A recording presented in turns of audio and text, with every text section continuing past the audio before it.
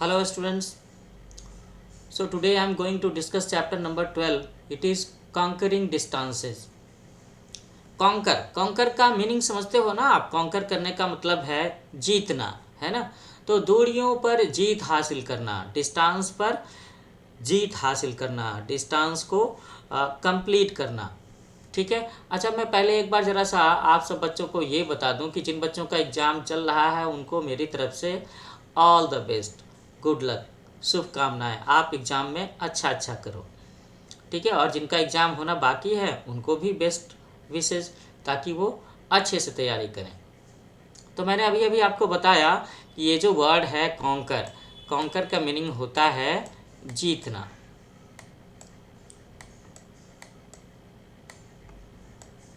Okay.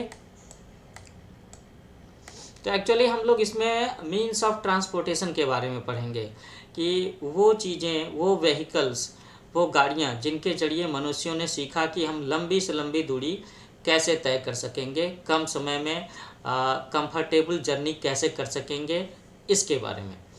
तो chapter start करते हैं। Go to a railway station and you will see thousand of people with bags, suitcases and briefcases rushing in or out of the railway station. Go to a bus stand and you will see people waiting for a bus. You will find a similar condition at an airport and a port also. तो बच्चों, आप सब लोगों ने कभी न कभी अपनी लाइफ में अभी तक रेलवे स्टेशन को ज़रूर देखा होगा, बस स्टैंड को भी ज़रूर देखा होगा। आप में से कुछ बच्चों ने शायद एयरपोर्ट को भी विजिट किया हो और पोर्ट, बंदरगाह को भी विजिट किया होगा, है ना। तो रेलवे स्टेशन पर आपको क्या दिखाई देता है? रेलवे स्टेशन पर आप देखते हो कि वहाँ काफ़ी सारे लोग हैं जो कि अंदर जा रहे हैं और बाहर आ रहे हैं। The same scene you can watch at bus stand also. वहाँ भी आप देखोगे कि काफ़ी सारे लोग बस अड्डे में अंदर जा रहे हैं और बाहर आ रहे हैं। और ऐसी ही सिचुएशन होती है एयरपोर्ट पे और पोर्ट पे। एयरपोर्ट आप सब बच्चे फेमिलियर होंगे, जहाँ से हवाई जहाज़ उड़ता है या जहाँ पर हवाई जहाज़ लैंड करता है। But what about port? Port का मतलब होता है बंदरगाह, सब नाम है इसका। बंदरगाह का मतलब होता है जहाँ पे जहाज़, पानी वाले जहाज़, है ना, पानी वाले जहाज़, शिप, बड़े बड़े बोट वगैरह, है ना, क्रूज, वो सब वहाँ पर रुकते हैं, वहाँ से अगले स्टेशन को चलते हैं, है ना, जहाज। आमतौर पर जहाज शब्द का मतलब पानी में चलने वाला जहाज ही होता है, शिप। ठीक है ना, ship. It is related with ship and boats.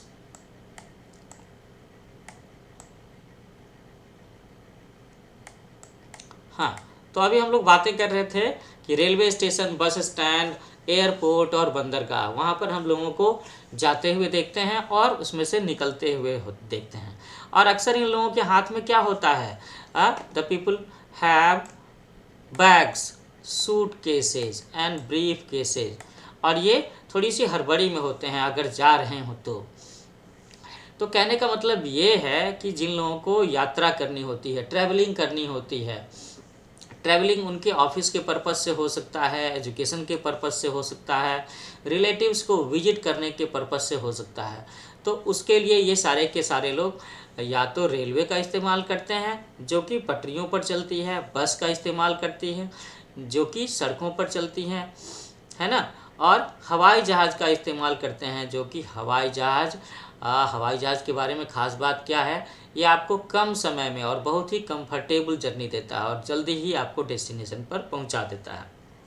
अब रही बात शिप्स की, पानी के जहाज़ की, तो उसमें थोड़ा समय तो लगता है, उसकी रफ्तार ट्रेन की इतनी तेज़ नहीं होगी, हवाई जहाज़ की इतनी तेज़ नहीं होगी, लेकिन ये भी काफ़ी कंफर्टेबल जर्नी देता है और बड़ा ही इकोनॉमिक, सस्ता जरिया है दूर के सफ़र को करने के लिए।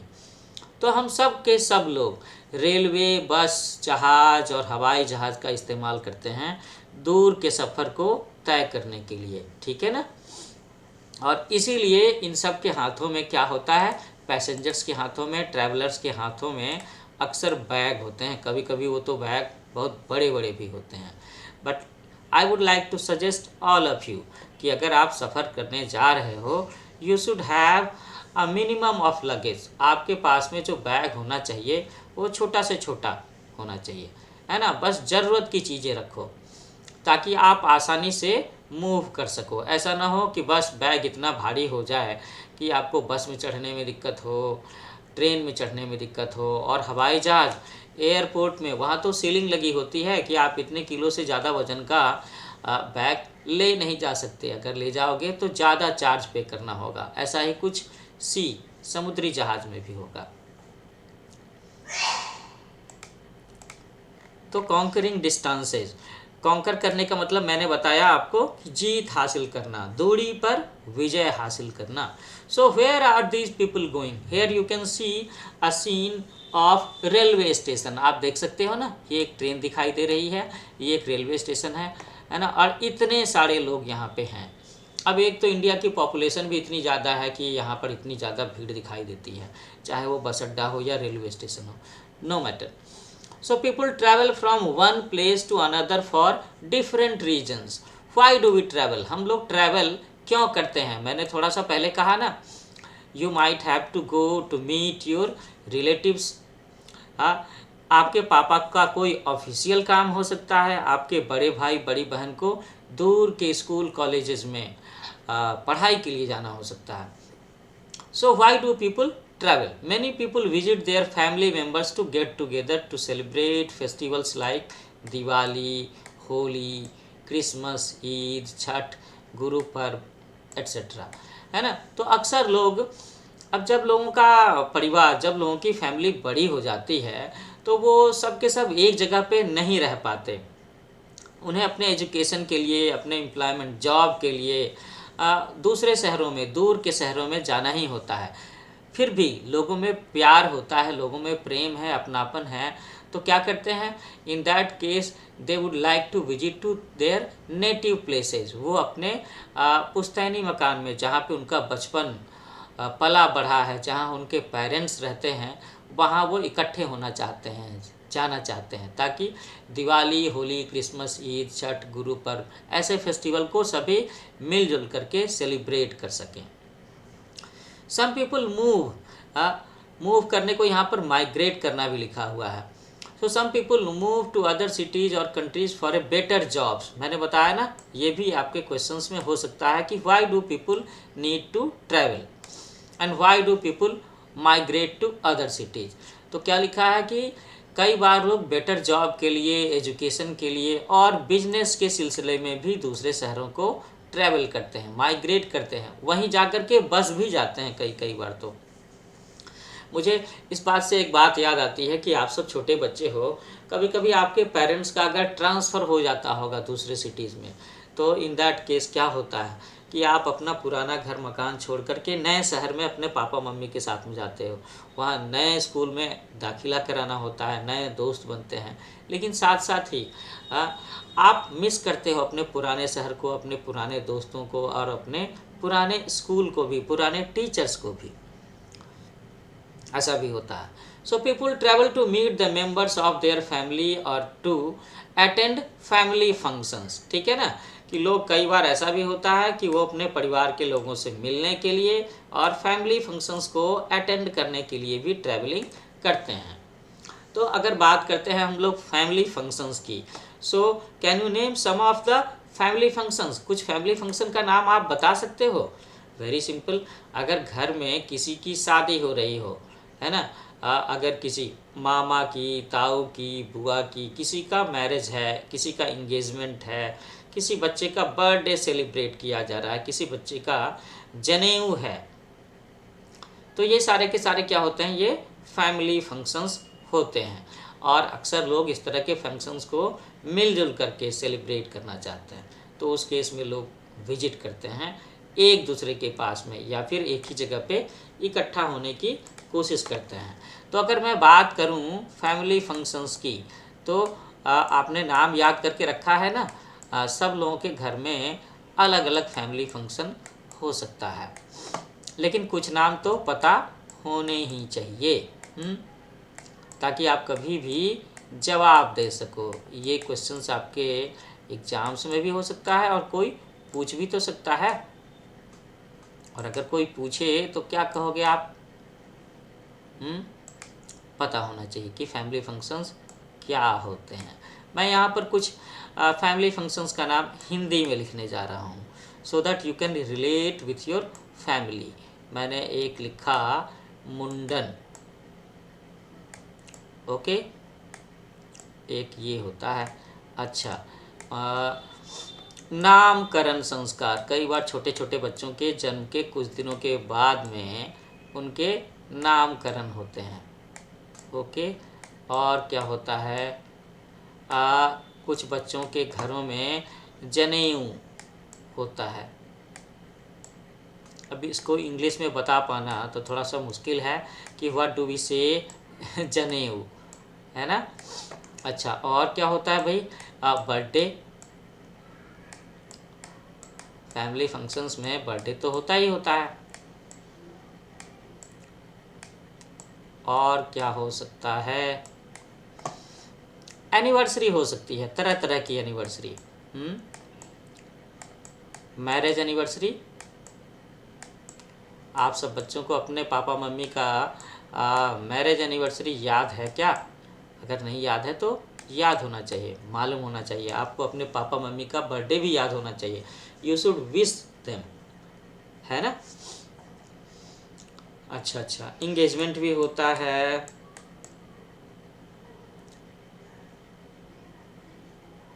इंगेजमेंट।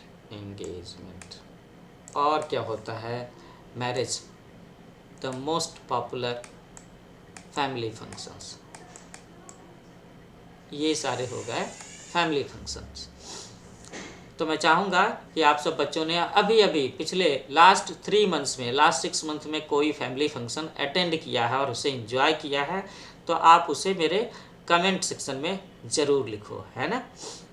कमेंट सेक्शन की बात है तो मैं अभी एक बार कहना चाहूँगा कि न्यू एज कोचिंग, ये मेरा यूट्यूब चैनल है। आपको इस चैनल पर आपके स्कूल के पढ़ाए जाने वाले सब्जेक्ट्स में से काफ़ी सारे सब्जेक्ट्स के और ऑलमोस्ट सारे चैप्टर्स के लेक्चर्स मिलेंगे। और ये लेक्चर्स उसी तरह से मिलेंगे जैसे आपके ट्यूशन टीचर आपके सामने में बैठ कर के पढ़ा रहे हों या फिर आपके क्लास टीचर पढ़ा रहे हों। तो आप बच्चे, अगर आप सब लोग कभी कभार अपने क्लास का कोई सेशन, कोई लेक्चर मिस कर जाते हो, तब भी आप मेरा लेक्चर अटेंड कर सकते हो, है ना। और अगर अगले दिन ये चैप्टर डिस्कस होने वाला है तो लास्ट नाइट आप चाहो तो मेरा ये लेक्चर सुन लो, ठीक है। और उसके बाद जब आप क्लास में जाओगे तो थोड़े से कॉन्फिडेंट होगे, आपके पास पहले से उस चैप्टर की थोड़ी सी जानकारी होगी और आप अपने डाउट्स वगैरह भी पूछ सकते हो, ठीक है ना। So these days thousands of people travel within the country and abroad to visit the places of interest like Taj Mahal, Red Fort, Hawa Mahal, etc. Sea coasts are favorite places for people who love swimming and water sports. So I can understand it. Many of you, आप सारे बच्चों में से कई सारे बच्चे इंतज़ार कर रहे होंगे कि जल्दी से एग्ज़ाम्स ओवर हो जाए तो उसके बाद नानी के यहाँ, दादी के यहाँ कहीं घूमने जाएं। और आप सब बच्चे ये भी सोचते होंगे, है ना, कि समर वैकेशन में इस बार आपके पेरेंट्स आपको कहाँ ले जा रहे हैं। कुछ बच्चों ने प्लान भी कर रखा होगा कि उन्हें ताजमहल देखना है, उन्हें लाल किला देखना है, किसी को गोवा के बीच देखने जाना है, किसी को मसूरी जाना है, तो नैनीताल जैसे हिल स्टेशंस पर जाना है। Okay, so these days thousands of people travel within country and abroad to visit the places of interest. तो अक्सर लोग अपने मनपसंद जगहों पे, जहाँ का मौसम अच्छा रहता है, जहाँ पर कोई हिस्टोरिकल बिल्डिंग वगैरह होती है जैसे कि ताजमहल, लाल किला, वो देखना पसंद करते हैं। और कई बार लोग समुद्र के किनारे, सी बीचेज पर जाना चाहते हैं। मुंबई जाना चाहेंगे, गोवा जाना चाहेंगे, है ना, उड़ीसा के तटों पर जाना चाहेंगे, क्योंकि अगर उन्हें वाटर स्पोर्ट्स से प्रेम है तो, स्विमिंग करना पसंद है तो, और समुद्र के किनारे की जगह, वहाँ का क्लाइमेट पसंद है तो। I love sea coast also. अभी मुझे याद आता है कि मैं कब गया हूँ, 2017 में मैं गया था वेस्ट बंगाल, दीघा के समुद्री बीच के पास में। It was a lovely journey.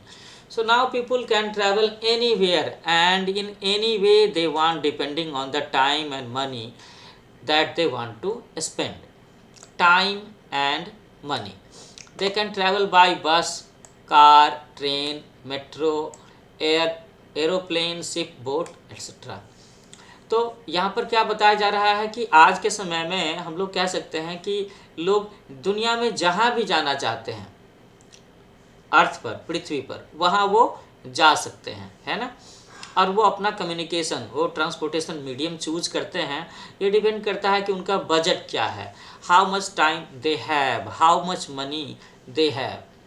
अगर समय कम है so definitely they will choose to go by aeroplane, है ना। और अगर समय ज़्यादा है they can choose to go by train और शिप ऑल्सो। अच्छा, अगर उनके पास पैसा ज़्यादा है, इफ़ दे हैव मनी, अगर उनके पास बहुत ज़्यादा पैसा है तो वो कंफर्टेबल जर्नी चाहेंगे, so in that case they will choose aeroplane, है ना। और अगर शिप से जाने की बात हो, अगर उनके पास में टाइम भी है और पैसा भी है, तो उस केस में वो शिप को चूज करेंगे, जो कि उन्हें क्रूज़ के जरिए, क्रूज़ बड़ी ही बहुत बड़ा जहाज़ होता है। लोग बोलते हैं कि इस पे 5 स्टार होटल की जैसी फैसिलिटीज़ होती हैं। अभी तक तो मैंने क्रूज़ पर सफ़र नहीं किया है, कोई बात नहीं। तो ये डिपेंड करता है कि आपके पास में how much time do you have, how much money do you have, है ना। और आप कैसी जर्नी करना चाहते हो। कई बार लोगों को पेट्रोल और डीजल की महक से परेशानी होती है, तो उस केस में भी they have to choose transport medium of their choice on the basis of their health point of view also, है ना। तो बच्चों, अगर मैं आपसे पूछूं कि which is your favourite means of transport, आपका फेवरेट ट्रांसपोर्टेशन मीडियम क्या है, आप किस तरह की गाड़ी से कैसा सफ़र करना चाहोगे, तो मुझे लगता है कि आप में से काफ़ी सारे बच्चे जिन्होंने एरोप्लेन से सफ़र नहीं किया है उसको चूज करेंगे, है ना। कई लोगों को ट्रेन में जर्नी करना बहुत पसंद होगा, उसे चूज कर सकते हैं। कुछ बच्चों को मेट्रो की साफ़ सफाई और स्पीड पसंद होगी। मेरे पास में अगर टाइम और मनी हो then I will choose ship, जहाज़ से जाना चाहूँगा। और कई बच्चों को कार से भी जाना पसंद होगा, अपनी कार से, बस जहाँ मर्जी है वहाँ तक गए, जहाँ भी रुकना चाहा वहाँ रुक गए, फिर उसके बाद आगे का सफ़र वहाँ से रिज्यूम कर लिया। ऐसा होता है ना, बिल्कुल। तो मैं आप सब बच्चों से ये भी जानना चाहूँगा कि आप लिखो कि आपको किस तरह की जर्नी पसंद है ना, और कौन सा mode of vehicle, mode of transport पसंद है, ठीक है ना। बिल्कुल, I will be waiting for your comments. मुझे जानना है आखिर बच्चे कौन सा मीडियम, हवाई जहाज़ चूज़ करते हैं, कार को वोट करते हैं, ट्रेन को वोट करते हैं, या फिर शिप को वोट करते हैं।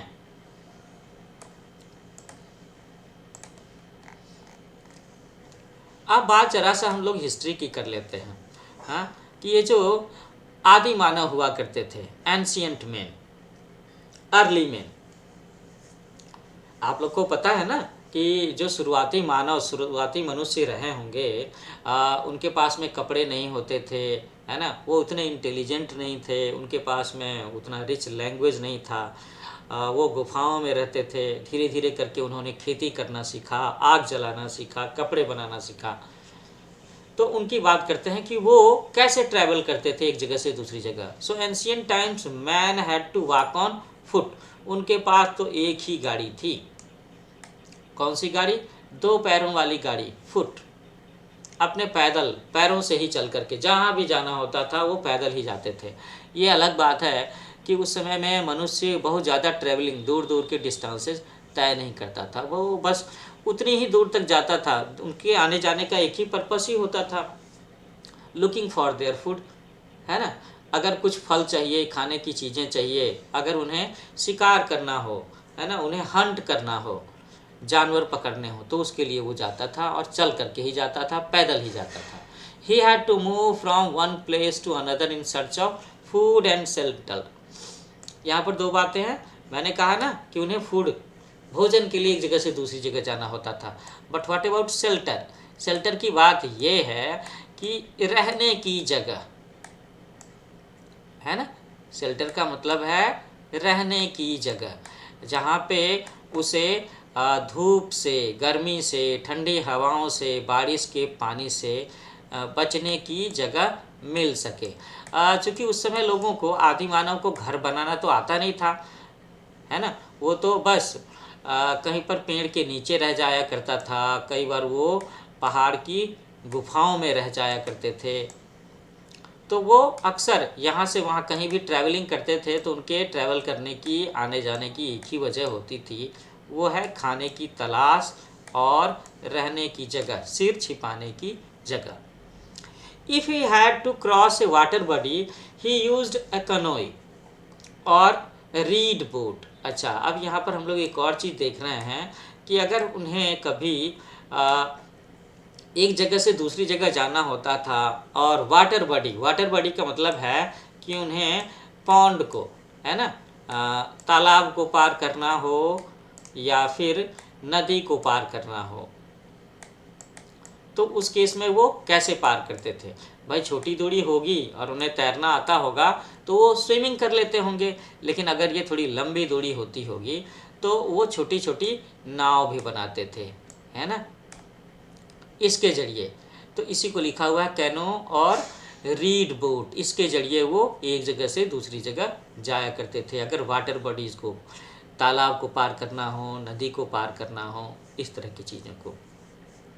He had to carry his goods either on his head और on his back। अब एक और बात यहाँ पर ये भी है कि भाई जब हम एक जगह से दूसरी जगह जाते हैं तो हमें अपने साथ में कुछ सामान, कुछ मटेरियल, कुछ गुड्स तो लेकर के जाना होता है ना।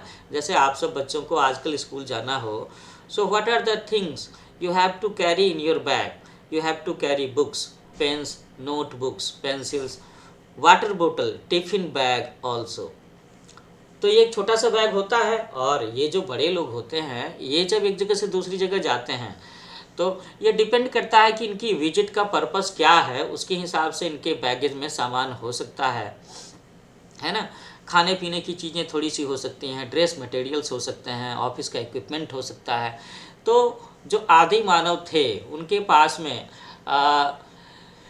अब अगर एक जगह से दूसरी जगह कुछ चीज़ें ले जानी होती थी तो वो कैसे ले आते थे, या तो अपने सिर पे रख करके ले जाते थे या फिर अपनी पीठ पर लाद करके ले जा सकते थे। He could not travel very far, लेकिन इस तरीके से वो बहुत ज़्यादा दूर तक ट्रैवलिंग नहीं कर सकते होंगे।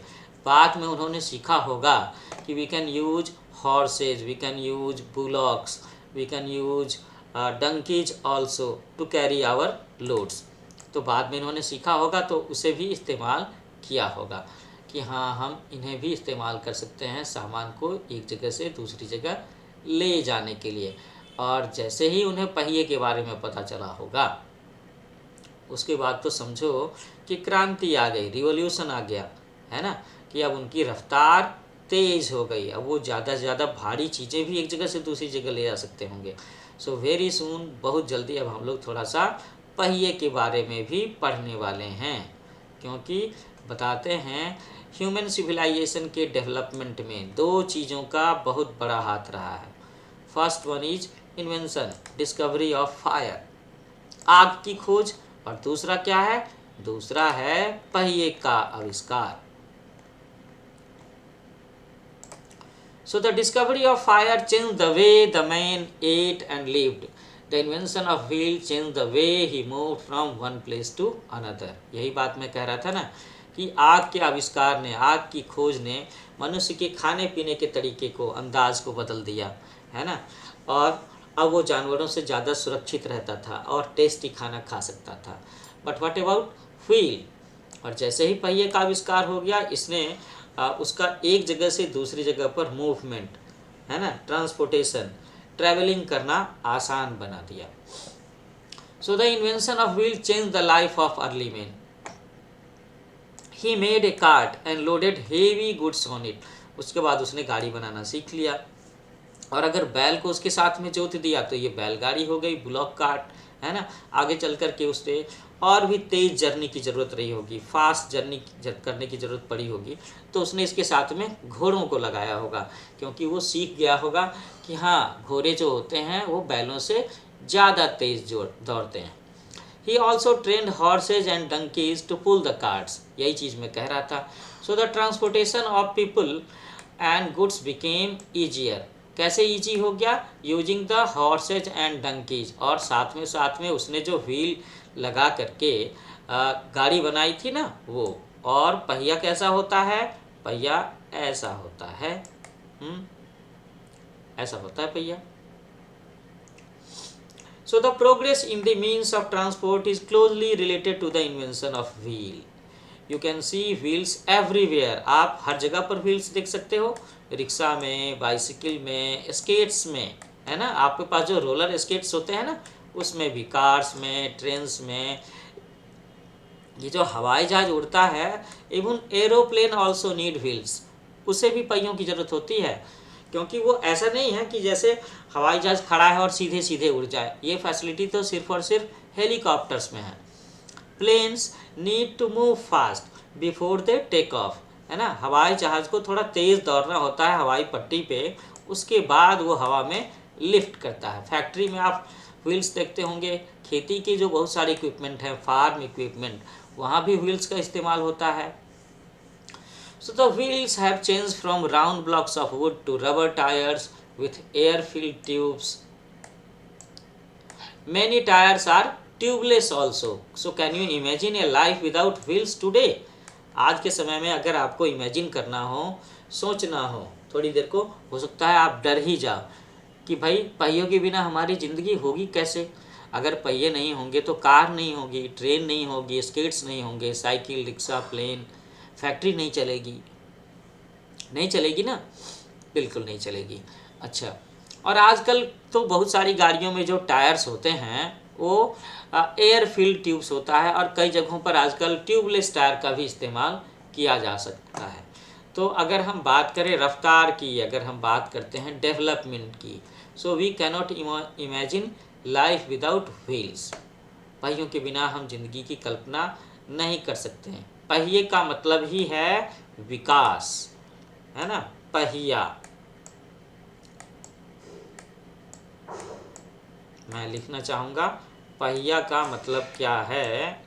पहिए का मतलब है विकास, बिल्कुल, डेवलपमेंट। जहाँ पहिया नहीं वहाँ विकास नहीं। So there is no development without wheels. चलो अब आगे बढ़ते हैं इस चैप्टर में। थोड़ा सा ये जानना इंटरेस्टिंग होगा कि आखिर मनुष्य ने पहिए की खोज कैसे की होगी। पहला पहिया उसने बनाया कैसा होगा, उसने सोचा कैसा होगा, कैसे सोचा होगा कि हाँ, पहिए भी हमारी रफ्तार को हेल्प कर सकते हैं, बढ़ा सकते हैं। So do you know the oldest wheel was discovered in Mesopotamia, modern Iraq, parts of Syria, Turkey, Iran, and is believed to be over 5500 years old. 55 years old. अभी से 5500 साल पहले पहिया का आविष्कार हुआ था। तो 5500 साल पहले की बात करूं, so we can say that 3500 years before birth of Isa Masih के जन्म से लगभग 3500 साल पहले। और कहाँ हुआ था इसका विकास, इसका डिस्कवरी हुई थी मेसोपोटामिया में। मेसोपोटामिया जो कि जगह थी जिसे आप अगर वर्ल्ड मैप पर या ग्लोब पर प्लॉट करना चाहो तो ये आपको नज़र आएगा। इराक, सीरिया, टर्की और ईरान का जो हिस्सा है वो उस समय का मेसोपोटामिया था, और कहते हैं कि वहाँ की सभ्यता भी बहुत ही डेवलप्ड हुआ करती थी। तो आखिर हम लोग मनुष्य की सभ्यता 5500 साल से 5500 ईयर्स से पहियों के साथ में विकसित हो रही है। हम लोग पहिए के साथ साथ में आगे बढ़ रहे हैं। So the pictures below show different stages of the development of wheel. हाँ, ये देखो एक लकड़ी का ये लट्ठा है ना, उसके बाद लोगों ने इसको ऐसा बनाया होगा, फिर ऐसा बनाया होगा, फिर ऐसा बनाया होगा, and now it is we can see wheel in this shape, है ना। अब ये जो इसमें बीच में ये लकड़ियां हैं, इसकी जगह पर आयरन बॉडीज लगा होता है, ये अलग बात है। तो सबसे पहले मनुष्य ने, अर्ली मैन ने देखा होगा कि किस तरीके से ये लकड़ी का एक जो लट्ठा है वो लुढ़क रहा है ज़मीन पर, और मनुष्य ने देखा होगा कि ये बड़ी आसानी से लुढ़क रहा होगा। तो फिर आगे चल करके उसने इसे काट करके पहिया बनाने की कोशिश की होगी। तो यहाँ आप देख सकते हो कि सबसे पहली गाड़ी यूजिंग व्हील ऐसी हो सकती है, ये पहला पहिया रहा होगा, फर्स्ट कार्ट ऐसी रही होगी पहली गाड़ी, और उसके बाद आगे चल करके ऐसा बनाया होगा मनुष्यों ने, और इस तरह से धीरे धीरे हम लोग डेवलप करके आज के स्टेज में आए हैं। So do you know, besides being used in the means of transport, wheels also played an important role in other fields like spinning wheels. तो पहिए की खोज ने सिर्फ और सिर्फ ट्रांसपोर्टेशन को ही रफ्तार नहीं दिया है, उसने और भी चीज़ों को रफ्तार दिया है। हाँ, ये जो कपड़ा बुनने वाली जो मशीनें होती हैं, वहाँ जो स्पिनिंग व्हील्स होते हैं वो भी तो गोल गोल ही होते हैं। Water wheels in drawing water from wells, और वाटर व्हील्स का इस्तेमाल करते हैं लोग कुओं से पानी खींचने में, है ना। इसके साथ साथ में बहुत सारे स्टीयरिंग व्हील, ये जो आपकी कार का ये स्टीयरिंग व्हील होता है, जिसके जरिए हम कार को, बस को, ट्रकों को डायरेक्शंस दे सकते हैं, you have to move left, you have to move right, है ना, ये भी। And grinding wheels, grinding wheel का इस्तेमाल कहाँ पे होता है, आटा चक्की में, है ना। तो ये सारे की सारी चीज़ें हैं जहाँ पे हम लोग व्हील्स का इस्तेमाल करते हैं। तो व्हील पहिया इतना इम्पोर्टेंस रखता है हमारी लाइफ में, हमारे डेवलपमेंट में, ह्यूमन सिविलाइजेशन के डेवलपमेंट में। अब हम बातें करने जा रहे हैं मीन्स ऑफ ट्रांसपोर्ट की, जो आजकल के समय के मीन्स ऑफ ट्रांसपोर्ट हैं। तो जो सबसे पॉपुलर मीन्स ऑफ ट्रांसपोर्ट है दैट इज़ रोडवेज, सड़क पर चलना। हम लोग सबसे ज़्यादा चलते कहाँ हैं, हम लोग सबसे ज़्यादा सड़कों पर ही तो चलते हैं। और सड़क पर हम लोग चलते कैसे हैं, we have to use car, buses, trucks, bullock carts, tonga, bicycle, scooter, ये सारे की सारी चीज़ें हम लोग इस्तेमाल करते हैं सड़कों पर चलने के लिए। Cars, buses and trucks are fast moving vehicle. Fast moving vehicle की बात हो और अगर इसका क्वेश्चन आए तो आपको क्या लिखना है, you have to write, you have to choose cars, buses and trucks. They take less time. Fast moving vehicles use petrol. अब ये जो फास्ट मूविंग व्हीकल्स होते हैं ये फ्यूल के तौर पर क्या इस्तेमाल करते हैं, they use petrol, diesel and CNG also. जो लोग मेट्रो सिटीज़ में रह रहे हैं दिल्ली के आसपास में, तो उन्होंने देखा होगा कि बहुत सारी जो बसें होती हैं, कार होती हैं, हाँ, उसमें CNG कंप्रेस्ड नेचुरल गैस, ये गैस से चलने वाली गाड़ियाँ होती हैं। इसमें ना पॉल्यूशन, एयर पॉल्यूशन कम होता है, साउंड पॉल्यूशन भी कम होता है। And the slow moving vehicles, आजकल के समय की अगर बात करूं स्लो मूविंग व्हीकल्स की, तो उसमें क्या आएगा, रिक्शा, बाइसिकल, तांगा, बुलॉक कार्ट, है ना, जहाँ पे कोई भी गाड़ी एनिमल पावर से ड्रॉ की जाती है। साइकिल है या रिक्शा है तो उसे भी तो एनिमल पावर, ह्यूमन बीइंग, हम अपनी ताकत से ही तो चलाते हैं। इसमें हम लोगों को पेट्रोल डीजल की ज़रूरत तो नहीं होती ना, बिल्कुल। तो बच्चों एक बात अब आप बताओ कि रोडवेज, पूरी दुनिया में अगर सफ़र करने की बात हो, ट्रैवलिंग करने की बात हो, तो रोडवेज के बाद में दूसरा मोड ऑफ ट्रांसपोर्ट क्या है जो सबसे ज़्यादा पॉपुलर है और सबसे ज़्यादा जगहों पे इस्तेमाल होता है। मुझे लगता है इसमें नाम आना चाहिए ट्रेन्स का, बिल्कुल, रेलवेज, हियर इट इज़, है ना, rail. So trains run on tracks. Train को चलने के लिए क्या चाहिए, ट्रैक चाहिए, हाँ, पटरी चाहिए। पटरी कैसी होती है आपने देखा होगा ना, इस तरह की पटरियाँ होती हैं, लोहे की पटरियाँ, इसी पर आपकी ट्रेन चलती है। अगर ये पटरी ना हो तो रेलगाड़ी चल नहीं पाएगी। They carry hundreds of passengers and tons of goods. Hundreds of passengers नहीं, मैं तो कहूँगा थाउजेंड्स ऑफ पैसेंजर। एक बस में कितने लोग हो सकते हैं? 80 लोग हो सकते हैं, 100 लोग हो सकते हैं, 60 लोग हो सकते हैं, ठीक है। और जहाँ पर बात आती है ट्रेन की, तो ये डिपेंड करता है कि हाउ मैनी डब्बा, कितने डब्बे कनेक्टेड हैं, कितने कोचेज कनेक्टेड हैं उस ट्रेन के साथ में। और एक एक कोच में 80 से 90 लोग, about 100 persons can be carried. So we can travel over short as well as long distances by train. The earlier trains ran on steam energy, but now most of trains run on electricity. तो बच्चों यहाँ पर एक बात बताई जा रही है, एक तो ये कि ट्रेन के जरिए हज़ारों लोग ट्रैवल कर सकते हैं। अच्छा, उसमें ना हम लोग सामान की ढुलाई भी कर सकते हैं। वो जो कहते हैं ना मालगाड़ी, मालगाड़ी के जरिए सामान की ढुलाई होती है, सब्जियां, गेहूं, चावल, चीनी, नमक, कोयला, ये सारी की सारी चीज़ें। और ट्रेन का इस्तेमाल हम लोग शॉर्ट डिस्टेंस के लिए भी करते हैं और लॉन्ग डिस्टेंसेस के लिए भी करते हैं। और एक और इंटरेस्टिंग बात ये है कि ट्रेन जो है, तो पहली ट्रेन, शुरुआती ट्रेनें जो हुआ करती थी वो स्टीम एनर्जी से चलती थी, भाप की ताकत से चलती थी। तो मेरे ख्याल से आप सब में से कई बच्चे होंगे जो ये जानना चाहते होंगे कि आखिर भाप का इंजन होता कैसे है, कैसा होता था भाप का इंजन। क्योंकि आज के समय में आप सारे बच्चों ने जो ट्रेन देखी होगी, मुझे लगता है आप सब के सब लोगों ने रेलवे इंजन को ही देखा होगा। सो जस्ट ए मिनट, मैं कोशिश करता हूँ कि आपको भाप का इंजन दिखा सकूँ, है ना, स्टीम इंजन दिखा सकूँ। तो ये जो स्टीम इंजन हुआ करता था ये कोयले से चलता था। इसे एनर्जी कहाँ से मिलती थी?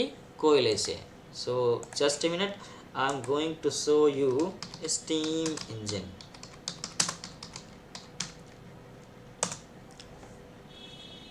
ये देखो, ऐसी होती थी स्टीम इंजन,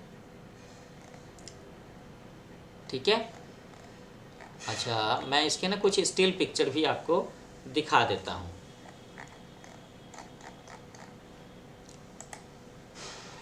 मेरे ख्याल से इंडिया में अभी भी कहीं पर कुछ जगहों पे स्टीम इंजन्स रखे हुए हैं। ऐसी होती थी स्टीम इंजन, इस तरीके से धुआं निकलता था। और आजकल की ट्रेन में तो आप धुआं निकलते हुए देखते नहीं होगे, है ना। इसमें सीटी भी बजती थी, और आज के ट्रेन में सीटी नहीं बजती, वो एक अलग तरह का सायरन होता है। This is the picture of the steam engine. और स्टीम इंजन का इन्वेंशन किसने किया था? जेम्स वाट ने किया था। तो यहाँ पर ये स्टोरी है कि पहले स्टीम इंजन का आविष्कार कैसे हुआ था। तो मैं थोड़ा सा टाइम निकाल करके एक बार आपको बताऊंगा। एक मैं इसके लिए सेपरेट लेक्चर भी डाल सकता हूँ। You will have to wait, इंतज़ार तो करना होगा, ठीक है ना।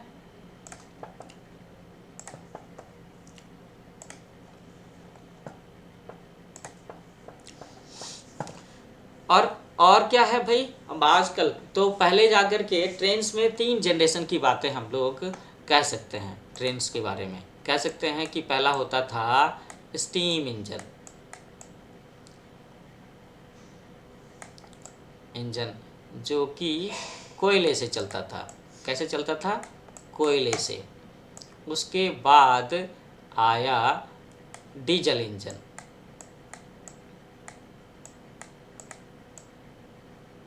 डीजल इंजन आया, और आज के समय में जो ट्रेन चलती है इट रन्स ऑन इलेक्ट्रिसिटी।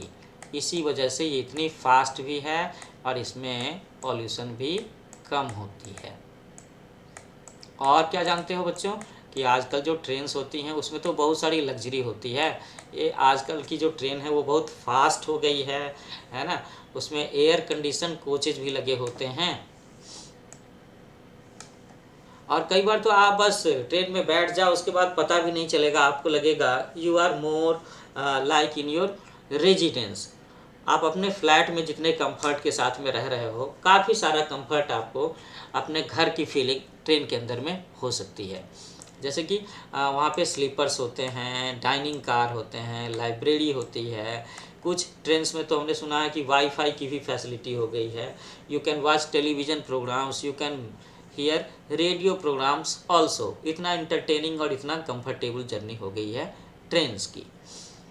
तो अब यहाँ पर थोड़ी सी स्टोरी है नीचे रेलवेज के बारे में, ज़रा सा हम लोग उसे भी देखते हैं क्या लिखा है।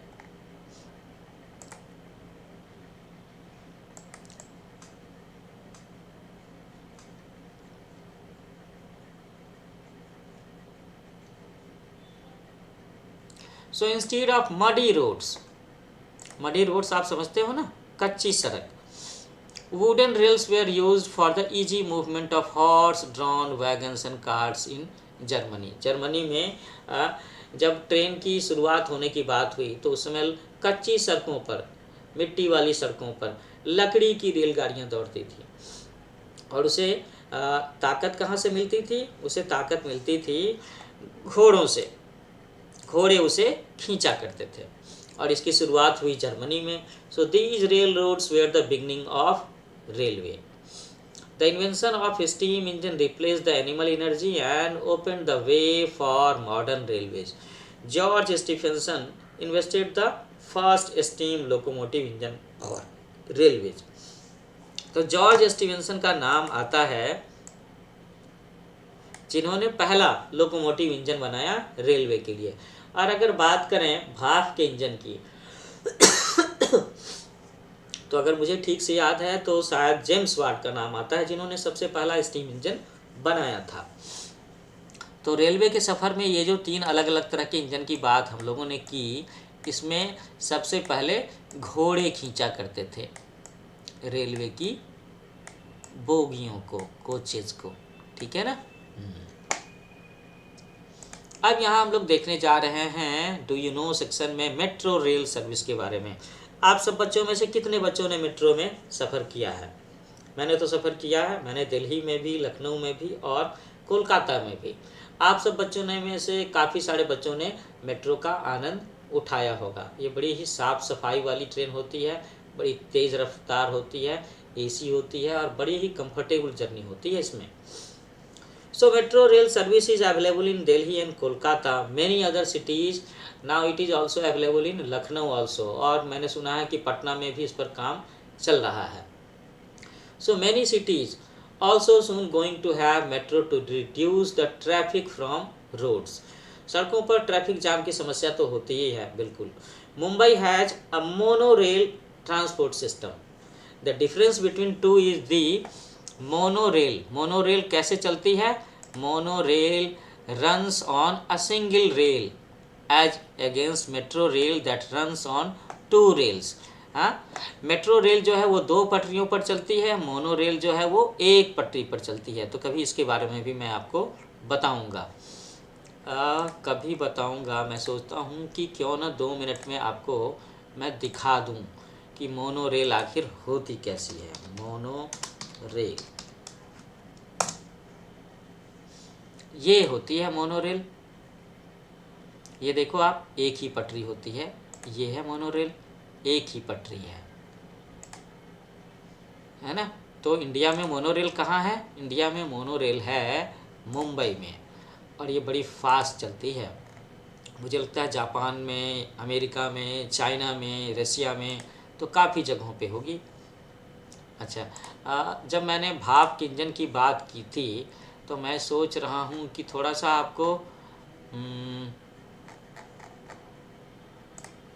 एक बार मैं भाप के इंजन की आवाज़ भी सुना ही दूँ और उसे चलते हुए दिखा दूँ।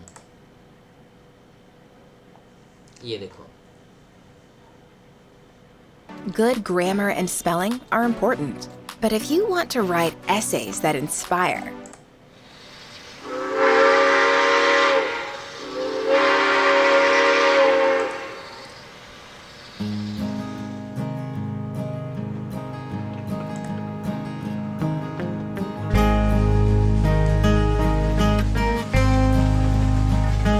यह है भाप वाले इंजन की रेलगाड़ी।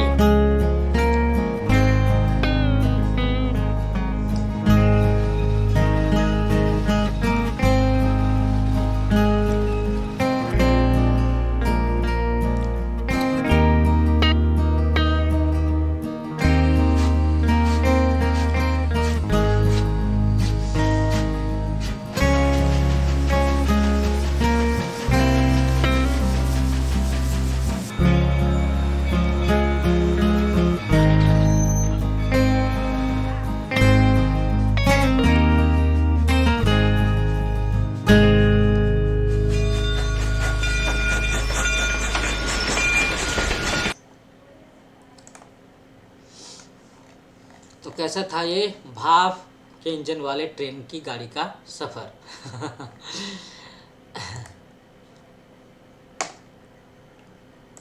So in India, the first train ran between Mumbai and Thane in 1853. Bharat में पहली ट्रेन कब दौड़ी थी?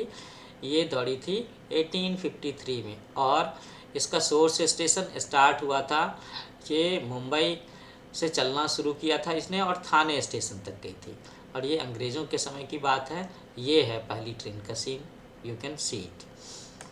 अब हम लोग बात करते हैं ज़रा सा वाटरवेज के बारे में। वाटरवेज का मतलब है समुद्री रास्ता, है ना। समुद्र के जरिए कैसे सफ़र करते हैं लोग, तो समुद्र के जरिए हम लोगों ने बातें की है, बोट्स के बारे में, जहाज़ के बारे में, है ना, नदियों में, समुद्र में और नदियों में। जो लोग बिहार या झारखंड के एरिया को बिलोंग करते हैं, या जो लोग ऐसे एरिया पर रह रहे हैं जहाँ पर आसपास में नदियाँ हैं और अक्सर फ्लड की सिचुएशन हो जाती है, तो उन लोगों ने देखा होगा कि छोटी छोटी नाव कैसे चलाते हैं, मोटर बोट कैसे चलाते हैं। So the earlier ships used rails, the direction of the wind played an important role. Later steam energy was used, but now boats and ships move fast with powerful diesel engines. Modern ships can transport hundreds of people and tons of goods from one place to another. तो बताते हैं कि जो शुरुआती जहाज़ हुआ करते थे वो पाल का इस्तेमाल करते थे, है ना। वो हवा की एनर्जी, हवा की ताकत को इस्तेमाल करते थे, साथ में जो चप्पू चलाया करते थे लोग उसके ज़रिए सफ़र किया करते थे, उसकी मदद से सफ़र किया करते थे। आगे चल कर के इसमें स्टीम एनर्जी का इस्तेमाल हुआ। टाइटैनिक जहाज़ की याद होगी ना आपको, टाइटैनिक फिल्म की, वो भी स्टीम इंजन से चलने वाला जहाज़ था। स्टीम एनर्जी वाला जहाज़ कौन सा था? It was Titanic. इसका टाइटन नाम इसलिए पड़ा था क्योंकि ये बहुत बड़ा था साइज में, टाइटैनिक। और आजकल के जो जहाज़ होते हैं वो बहुत ही पावरफुल डीजल इंजन वाले होते हैं। कुछ एक जहाज़, कुछ पनडुब्बियाँ, सबमरीन्स जो हैं वो एटॉमिक एनर्जी को भी इस्तेमाल करती हैं। और एक और सबसे इम्पॉर्टेंट बात ये है कि जहाज़ जो हैं वाटरवेज का इस्तेमाल करके कम खर्चे में, थोड़ा समय तो लगता है, कम खर्चे में एक जगह से दूसरी जगह सामानों को भेजते हैं। अब सोचो यहाँ से जापान, अमेरिका, चाइना या रसिया आपको लाखों टन राइस भेजना है, व्हीट भेजना है, वेजिटेबल भेजना है, फिश भेजना है, then how you will send it. आप हवाई जहाज़ से तो नहीं भेज सकते ना, क्योंकि उसके लिए हवाई जहाज़ कितना वजनी हो जाएगा और ये बड़ा कॉस्टियर हो जाएगा। लेकिन आप समुद्री जहाज़ से, ये जो शिप यहाँ दिखाया जा रहा है, इसके ज़रिए भारी वजन की चीज़ें एक जगह से दूसरी जगह भेज सकते हो। Waterways are less costly than airway but they take longer time. यही बात मैं पहले से भी कह रहा था कि ये हवाई जहाज़ से सस्ता है लेकिन इसमें समय ज़्यादा लगता है। So moreover they are only available near rivers, seas और other water bodies. Now we will talk about airways. आज के समय का जो सबसे पॉपुलर मीन्स ऑफ ट्रांसपोर्ट है वो है एयरवे। हम सब लोग मौका मिलते ही हवाई जहाज़ से एक जगह से दूसरी जगह जाना चाहेंगे, चाहे आप अमेरिका जाना चाहो, रूस जाना चाहो, अपनी नानी के गांव जाना चाहो, है ना, अमेरिकन इंग्लैंड की यूनिवर्सिटी में पढ़ाई करने के लिए जाना चाहते हो, तो आप क्या चाहोगे? आप चाहोगे कि काश के आसपास में कोई एयरपोर्ट होता और आप उससे जा पाते। So airways, means of transport that fly in the air like aeroplanes, helicopter and glider are called the airways। हम लोग यहाँ पर एरोप्लेन और हेलीकॉप्टर की बात ही करेंगे क्योंकि ग्लाइडर्स वो कॉमन मीडियम नहीं है इस्तेमाल करने के लिए। Airways are the fastest means of transport, they can take us to far away places within और outside India in a short span of time, but air travel is costly. Air travel के बारे में सबसे बड़ी बात क्या है कि वो बड़ा ही महंगा है, और सबसे इम्पॉर्टेंट बात क्या है, सबसे कंफर्टेबल बात कि वो बहुत ही कम समय में आपको एक जगह से दूसरी जगह पहुंचा सकता है। Story of aeroplane. So here you can see the first version of aeroplane. Wilbur and Orville Wright brothers invented the aeroplane which they called the flying machine. वो क्या कहते थे इसे? उन्होंने इसका नाम दिया था flying machine. The first ever plane was in air for 12 seconds only. ये मात्र 12 सेकेंड के लिए उड़ा था और इसने कितनी दूरी तय की थी? 120 फीट की दूरी तय की थी. 120 फीट, वेरी शॉर्ट डिस्टेंस.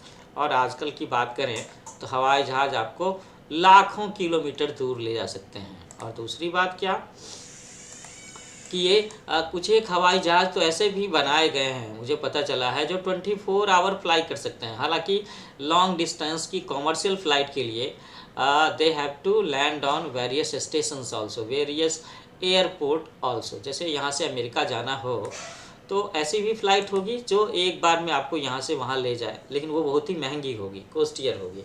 लेकिन अगर आप इसके बीच में 2 या 3 जगह का ब्रेक लेकर के जाते हो तो then it will be less costlier, है ना, कम खर्चीली जर्नी होगी इसकी.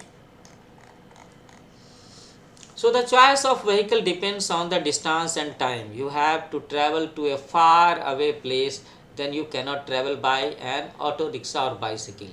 You will have to travel by a bus, car, train, aeroplane, etc. तो बात है कि हम मोड ऑफ ट्रांसपोर्ट इसके बेसिस पर चूज करते हैं कि हमें कितनी दूर जाना है, how far we have to go, कितने समय में जाना है और कितना पैसा हम खर्च कर सकते हैं. तो ज़्यादातर केसेज में हम लोग इसके बारे में लिखेंगे कि depends upon distance and time. कम दूरी पर जाना है, दूध वाले के पास जाना है, सब्जी लेना है, स्कूल जाना है.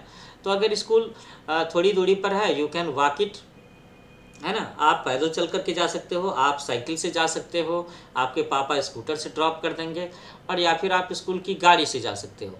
लेकिन अगर आपके और स्कूल के बीच में जो दूरी है it is more than 100 kilometre, 500 kilometres. Suppose करो कि आप किसी बोर्डिंग स्कूल में जा रहे हो, तो in that case you will have to use train और एरोप्लेन ऑल्सो. ठीक है ना. So thousands of people travel every day. You are a young child but still you may be traveling every day. आप छोटे बच्चे हैं फिर भी आपको रोज़ थोड़ा सा ट्रैवल करना होता है if you are going to school regularly. Modern means of transports have made traveling easy and comfortable. Each and every part of the world is well connected by roadways, railways, waterways or airways. But they create pollution.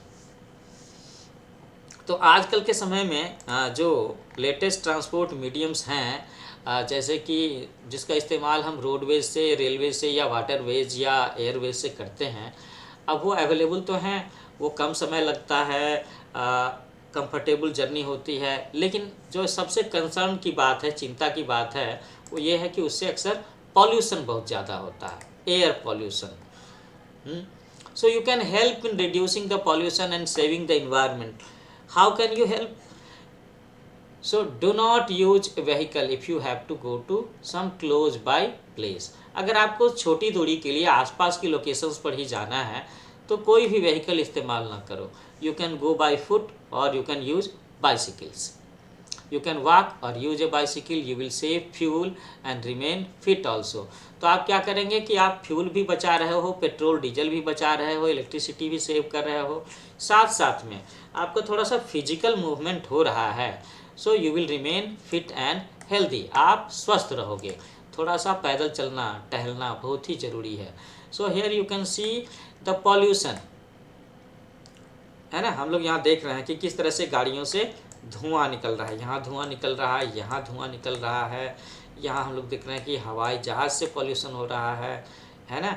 यहाँ पे जहाज़ से pollution हो रहा है. तो ये चीज़ें नहीं होनी चाहिए, ये धुआं नहीं निकलना चाहिए. शुड नॉट ब्लो, क्योंकि ये कहीं ना कहीं हमारे एनवायरनमेंट को नुकसान पहुंचा रहा है.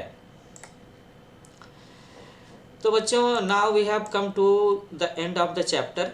Today we have discussed conquering distances, है ना, कि किस तरह से हम दूरी पर विजय प्राप्त कर सकते हैं. How can we move from one place to another place, और हम लोग कैसे आरामदेह जर्नी कर सकते हैं. What are means of transport, कैसे कैसे इसका डेवलपमेंट हुआ, पहिए का खोज कैसे हुआ होगा, इसके बारे में भी थोड़ा सा हम लोगों ने देखा। अच्छा, मैं ज़रा सा आपको ऑब्जेक्टिव सॉल्व करवा देता हूँ, इसके साथ ही ये सेशन ओवर करता हूँ। So, who invented the first airplane? Wright brothers. Which is the most expensive mode of transport? सबसे महंगा माध्यम कौन सा है? That is airways. Which means of transport uses animal energy? Animal energy का इस्तेमाल कहाँ हो रहा है? तांगा में हो रहा है, जहाँ हम घोड़ों को जोत रहे हैं। आगे का क्वेश्चन है, the progress in the means of transport is closely related to the invention of wheel. पहिए की खोज है ना, वो हमारे ट्रांसपोर्ट में डेवलपमेंट का सबसे बड़ा कारण रहा है। बिल्कुल। अच्छा, मुझे लग रहा है कि कोई बच्चा बोल रहा है कि क्यों ना मैं उसे fill in the blank section भी बता ही दूं। So here I am going to help you for the same. people travel from one place to another. A large number of people travel for business. Okay, ये हो गया। many members of family get together to celebrate festivals, ये यहाँ fill up करेंगे। now the fourth dash travel is not costly as air travel। तो कौन सा travel? Road travel जो है वो एयर ट्रैवल की इतना कॉस्टियर नहीं है। Do not use a vehicle if you have to go to a close by place. नज़दीक के किसी जगह पे जाना हो तो आपको किसी गाड़ी का इस्तेमाल नहीं करना चाहिए। मुझे लगता है some students might be thinking about getting the answers for subjective questions also. तो अगर जिन बच्चों को सब्जेक्टिव क्वेश्चंस के आंसर भी चाहिए, उन्हें थोड़ा सा वेट करना होगा। वो मुझे व्हाट्सएप नंबर पर भी कांटेक्ट कर सकते हैं। हो सकता है मुझे थोड़ा सा इसे पेड रखना पड़े। अभी मैं आपको मैच द फॉलोइंग भी बता दे रहा हूँ, तो मैच कर देते हैं। Waterways, ship, roadways, mini bus, Airways, helicopter and this is railways. Okay, जब मैंने अपने व्हाट्सएप नंबर की बात की, so here it is. So you can contact me on this number by WhatsApp message only, क्योंकि मैं आमतौर पर जल्दी से फ़ोन मैं बाद में उठाता हूँ। पहले मैं चाहता हूँ कि बच्चे मुझे अगर कुछ पूछना चाहते हैं, कहना चाहते हैं, तो वो मुझे पहले मैसेज करें। ओके, तो आप सब बच्चों से मेरा एक बार फिर से रिमाइंडर है, मेरा जो YouTube चैनल है न्यू एज कोचिंग, इसे लाइक करो, शेयर करो, सब्सक्राइब करो, अपने क्लासमेट्स के साथ में ज़रूर शेयर करो और बेल आइकन ज़रूर दबाना। मुझे तुम्हारे कमेंट्स का इंतज़ार रहेगा, क्योंकि इसके बेसिस पर मैं आगे के लेक्चर्स प्लान करूँगा। ठीक है ना? तो सब्सक्राइब ज़रूर करना और अपने कमेंट्स ज़रूर लिखना अगर आप इंटरेस्टेड हो कि आपको अगली क्लास के भी लेक्चर्स चाहिए यूट्यूब पर देखने हैं। तो जल्दी मिलते हैं नए लेक्चर के साथ में। तब तक के लिए happy learning with new age coaching.